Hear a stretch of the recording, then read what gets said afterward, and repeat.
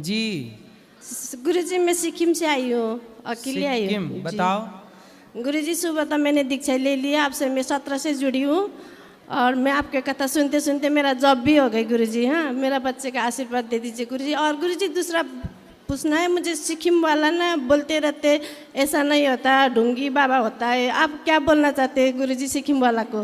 नहीं, सिक्किम के लोग भी अच्छे होते हैं, सिक्किम के लोग भी आते हैं, कथा सुनते हैं सब लोग। नहीं गुरुजी, जहाँ मैं रहती हूँ ना साउथ में, जहाँ मेरा गांव है ना पड़ोसी अड़ोसी, वैसे बोलते रहते हैं। मैं एकादशी का व्रत लेती हूँ ना, मुझे ऐसा नहीं होता है रात को चावल खा सकते हैं, ऐसा बोलते रहते हैं। कोई बात नहीं, ऐसा है ना कि वो लोग सत्संग करते नहीं हैं, तो सत्संग नहीं करते तो धर्म के बारे में वो जानते ही नहीं हैं। तो जो जानता ही नहीं है वो तो कुछ भी कहेगा ना, इसलिए उनका दोष क्या है? वो जानते नहीं बेचारे, सत्संग करें कुछ ज्ञान होए तो जाने। इसलिए आप किसी का दोष मत देखा करो। आप सत्संग करती हो करो, कथा सुनती हो सुनो। लोग नहीं सुनते कोई बात नहीं, सुने तो अच्छा है, उनको भी सुनाओ कि भाई तुम भी सुनो बस। गुरुजी दूसरा बात, मेरा पति नहीं है, 12 साल हुआ गुजर गया है। लोग बोलते हैं जो पति नहीं है एकादशी नहीं कर सकते। नहीं कर सकते कर गुरुजी। सकती हैं, क्यों नहीं कर सकती? क्या हो गया था पति को? एक्सीडेंट हुआ था गुरुजी। अच्छा, बेटा कितना बड़ा है? मेरा बेटा 14 साल का है, बड़ी बेटी 16 साल की है, छोटी बेटी 12 साल की है। उसका पिता गुजर गया, वो जन्म नहीं हुआ था, पेट में ही थी। अच्छा, छोटी बेटी। जी। दूसरा गुरुजी, यहाँ से मैं अयोध्या होते होते जा रही हूँ, रास्ते में रात हो गई तो मैं रास्ते में गुजर सकती हूँ ना? लोग बोलता है धाम से आया तो रास्ते में नहीं बैठ सकती, मैं तो दूर से आया हूँ ना गुरुजी। नहीं तो आप ट्रेन से जाओगी ना अयोध्या, काय से जाओगी? नहीं, यहाँ वो मथुरा से बस में जाऊंगी गुरुजी, एक भी टिकट नहीं मिला ट्रेन का मुझे।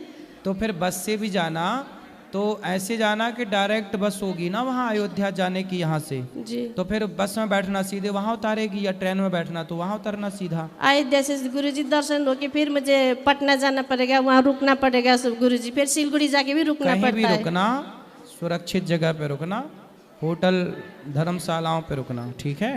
जी गुरुजी। गुरुजी मैं आशीर्वाद लेना चाहती हूँ, कल सुबह यहाँ से निकल जाऊंगी। खुश रहिए, खुश रहिए। जय श्रीमन नारायण गुरुजी, आपके श्री चरणों में कोटि कोटि प्रणाम जी।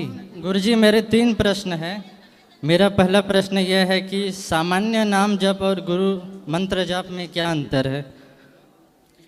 ऐसा है कि सामान्य लड़की जाए बाजार से 5 रुपए का सिंदूर खरीदे जी और अपने माथे पे भर ले, जी। तो क्या वो अपने से सिंदूर खरीद कर अपने से मांग भर ले कोई कुंवारी कन्या, जी। तो क्या उसे सुहागन स्त्री कहा जाएगा? नहीं। लेकिन वही 5 रुपए का सिंदूर जब पति के द्वारा उसकी मांग में भरा जाएगा जी। तो वो सुहागन कहलाएगी कि नहीं?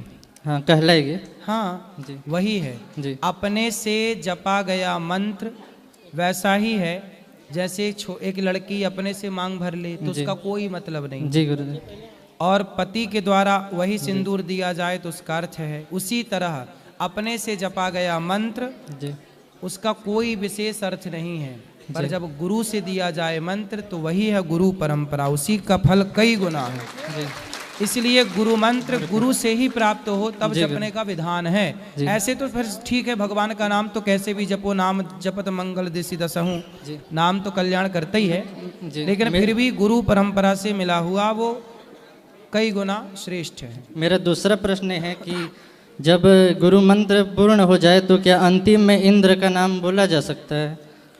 इंद्र का नहीं बेटा, जब जैसे आप बैठकर आसन पे जाप करते हो ना जी, तो जब जाप पूरा हो जाता है तो आसन से उठने के पहले जी, आसन के नीचे पानी डालकर, थोड़ा आचमनी से जल डालकर, उस जल को नेत्रों से लगाते हुए इंद्राय नमः कहा जाता है। जी। इसलिए क्योंकि आपका सारा पुण्य इंद्र लेकर चला जाता है, जी। तो आपका पुण्य इंद्र ना लेकर जाए, इसलिए आसन पर बैठकर जपो तो उठने के पहले इंद्राय नमः कह दो। जी।